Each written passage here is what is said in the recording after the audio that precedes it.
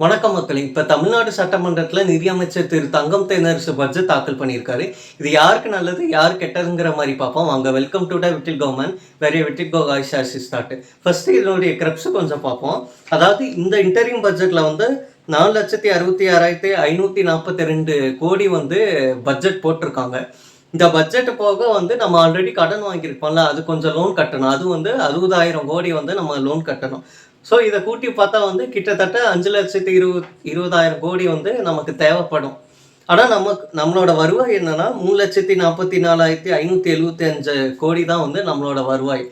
So இதுக்காக வந்து நம்ம கடன் வாங்கணும் இல்லையா, நம்ம வந்து 1,79,809 கோடி வந்து கடன் வாங்கியிருக்கோம்.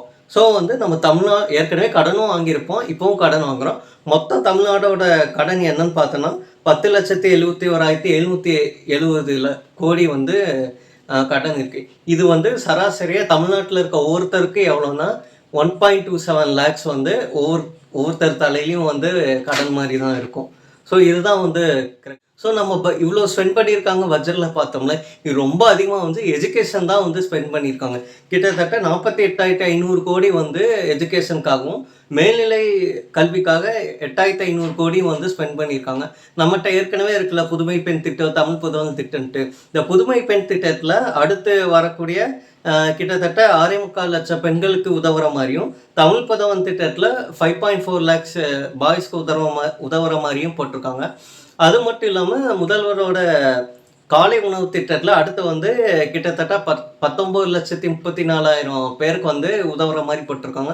இதில் ரொம்ப முக்கியமான விஷயமா வந்து அர்பன் லைக் சிட்டிஸில் இருக்க கவர்மெண்ட் எய்டட் ஸ்கூல்ஸ்க்கும் இதை எக்ஸ்டெண்ட் பண்ணியிருக்காங்க. ஏற்கனவே நம்ம முதல்வர் வாக்குறுதி கொடுத்த மாதிரி 10 லட்சம் மாணவருக்கு வந்து லேப்டாப் கொடுக்குறேன்னு சொல்லியிருக்காங்க. இதில் வந்து 6.25 லட்சம் பேருக்கு கொடுத்துட்டாங்க. இனியும் வந்து 3.25 லட்சம் பேருக்கு வந்து கொடுப்பாங்க.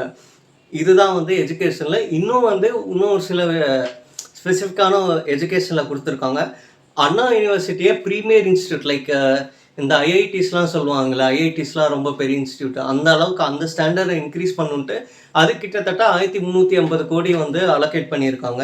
அது போக வந்து இப்போ நிறையா ஏஐ அந்த டெக்னாலஜிலாம் இப்போ புதுசாக வரலாம். அந்த டெக்னாலஜி வந்து சேலம், கோயம்புத்தூர், தூத்துக்குடி இருக்க அரசு கல்விகளில் வந்து இந்த டெக்னாலஜி சொல்லி கொடுக்கறதுக்காக வந்து கொஞ்சம் அலோகேட் பண்ணியிருக்காங்க. ஸோ வந்து இதுதான் வந்து எஜுகேஷனில் வந்து அலோகேட் பண்ணியிருக்காங்க. அடுத்து ரொம்ப ரொம்ப முக்கியமான விஷயம், எல்லாரும் எதிர்பார்த்துட்டு இருக்க ஒரு விஷயம் என்னென்னா டேப்ஸ். இந்த பென்ஷன் ஸ்கீமை மாத்திரன்னு சொல்லியிருக்காங்க. அதுக்கு வந்து 11,000 கோடி வந்து அலோகேட் பண்ணியிருக்காங்க. பார்ப்போம் அடுத்து என்ன ஜீவோ பண்ணுறாங்க, எப்படி எல்லாரும் யூஸ் பண்ண முடியுங்கிற மாதிரி பார்ப்போம். அடுத்து வந்து இன்னும் ரொம்ப முக்கியமான விஷயம் வந்து ப்ராப்பர்ட்டி ரெஜிஸ்டர் பண்ணுவாங்களா, அதில் வந்து ஃபீஸ் இருக்கும். அந்த ஃபீஸ் வந்து 1% டவுன் பண்ணியிருக்காங்க. இது வந்து ரொம்ப வரவேற்கக்கூடிய ஒரு விஷயம். அடுத்து வந்து தூத்துக்குடியில் வந்து ஒரு ஷிப்யார்டு கட்டுற மாதிரி சொல்லியிருக்காங்க. அதுக்கு வந்து 5,200 கோடி ஸ்பெண்ட் பண்ணியிருக்காங்க. அதுக்கப்புறம் வந்து தெரியும்ல, நம்ம கலைஞர் கனவு இல்லம்ங்கிற ஒரு ஸ்கீம் இருக்குது. அதுக்கு வந்து 1 லட்சம் வீடு கட்டுற மாதிரி வாக்குறுதி கொடுத்துருக்காங்க. அதுக்கு வந்து அலோகேட் பண்ணி வந்து இந்த எலெக்ஷன் டைம் வந்தாலே கொஞ்சம் அரசியல்லாம் கொஞ்சம் சுவாரஸ்யமாக இருக்கும். நம்ம நிதியமைச்சர் திரு தங்கம் தென்னரசு வந்து கிட்டத்தட்ட 2 மணி நேரம் 20 நிமிஷத்தை வந்து மத்திய அரசு திட்டியே பேசியிருக்காரு. அவர் என்ன சொல்லியிருக்காங்கிற மாதிரி பார்ப்போம். நமக்கு தெரியும்ல, நம்ம இருமொழி கொள்கையை ஃபாலோ பண்ணுறனால நியூ எஜுகேஷன் பாலிசியை வந்து நம்ம அக்செப்ட் பண்ணலன்ட்டு, அதுக்கு கிட்டத்தட்ட வந்து மத்திய அரசு வந்து நமக்கு வந்து 3,500 கோடி வந்து தர வேண்டியிருக்கு. அவங்க வந்து தரல. அடுத்து வந்து ஜல்ஜீவன்கிற ஒரு திட்டம் இருக்குது. அதுக்கும் வந்து கிட்டத்தட்ட 3,100 கோடி வந்து தர மாதிரி இருக்குது தமிழ்நாடுக்கு. அதுவும் வந்து அவங்க தரல.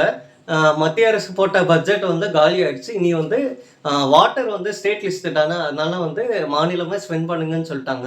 அதனால வந்து இந்த திட்டத்தில் வந்து தமிழ்நாடுக்கு 3,100 கோடி கிட்டக்க வந்து பணம் வரல.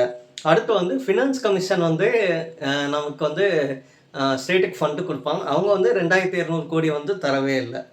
அடுத்து வந்து இன்னொரு சுவாரஸ்யமான விஷயம், இந்த ஏப்ரல் 1ஆம் தேதி வந்து கிட்டத்தட்ட 1,709 கோடி வந்து ஐஜிஎஸ்டியில் ஒரு சின்ன திருத்தம்னு சொல்லி தமிழ்நாடு ஆர்பிஐ அக்கௌண்ட்லேருந்து எடுத்திருக்காங்க.